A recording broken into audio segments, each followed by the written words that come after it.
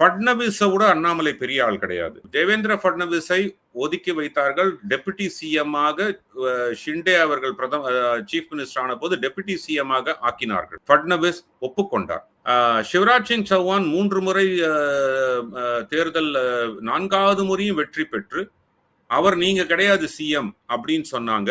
2024 அவருக்கு மத்திய அமைச்சர் பொறுப்பு கொடுக்கப்பட்டது. இருந்தாலும் நீங்க சிஎம் கிடையாது அப்படின்னு சொன்னாங்க. அவர் எந்த ஒரு சத்தமும் பண்ணல, எந்த ஒரு பிரச்சனையும் பண்ணல. உமா பாரதி அவர்கள் மத்திய பிரதேச சிஎம் ஆனதில் அந்த ஒரு ஐடியாலஜிக்கல் ஒரு இதுல அவங்கள விட ஸ்டான்ச்சா இருந்தவங்க கிடையாது. கட்சியை தூக்கி வெளியில போட்டாங்க. கல்யாண் சிங் போன்றவர்களை வெளியில அனுப்பிச்சாங்க. எடியூரப்பாவை அவர்கள் அவர் ரிபல் பண்ண போது வெளியே அனுப்பிச்சாங்க. ஸோ அப்படி இருக்கும்போது பாஜகவை பொறுத்த வரைக்கும் ஒன்று நிச்சயம், பர்ஃபார்மன்ஸ் கண்டிப்பாக பார்க்கப்படும். அதே மாதிரி உங்களுக்கு காலம் கனிந்து வரும்பொழுது அதற்கு ஏத்த பொறுப்புகள் கொடுக்கப்படும்.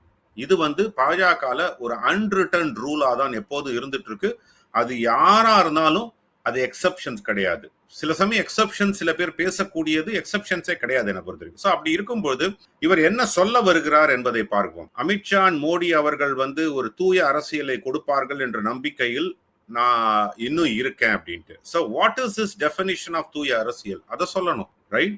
அந்த ஒரு விமர்சனத்தை அமித்ஷா அவர்களும் மோடி அவர்களும் தூய அரசியலை வைப்பார்கள், அவர்கள் முன்னெடுப்பார்கள் என்ற நம்பிக்கை எனக்கு இன்னும் இருக்குன்னா இவர்களுடைய டெஃபினிஷன் ஆஃப் தூய அரசியல் என்ன என்பதை அவர் சொல்லணும். அதிமுகவுடன் கூட்டணி கூடாது என்பதுதான் தூய அரசியலா?